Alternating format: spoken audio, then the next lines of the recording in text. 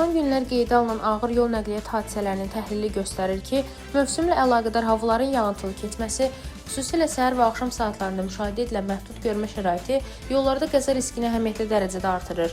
Sürücülər tərəfindən əlverişsiz hava şəraitinin, yolların sürüşkənliyinin nəzərə alınmaması, sürət həddinin düzgün seçilməməsi, enişli yoxuşlu yollarda və sərt döngələrdə lazımi ehtiyat tədbirlərinin görülməməsi, kəskin manevr və tormozlama, eləcə də digər qəbul edilməz davranışlar baş verən qəzaların həm sayına, həm də ağırlıq dərəcəsinə birbaşa təsir göstərir.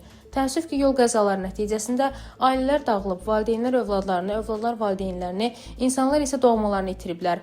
Halbuki bu qəzaların böyük bir hissəsinin qarşısını almaq mümkün idi. Səhlənkarlıq, tələskənlik, etinasızlıq və düşünülməmiş davranışların nəticəsi isə bəzən bir ömür boyu silinməyən ağrılara çevrilir.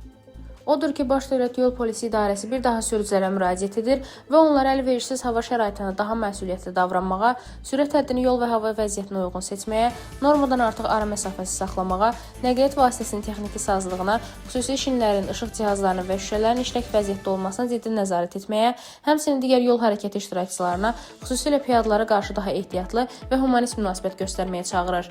Unutmayaq ki, sükan arxasında verilən hər bir qərar təkcə öz həyatımıza deyil, başqalarının da taleyinə birbaşa təsir edir. Rəna Rövşən qızı, BTV.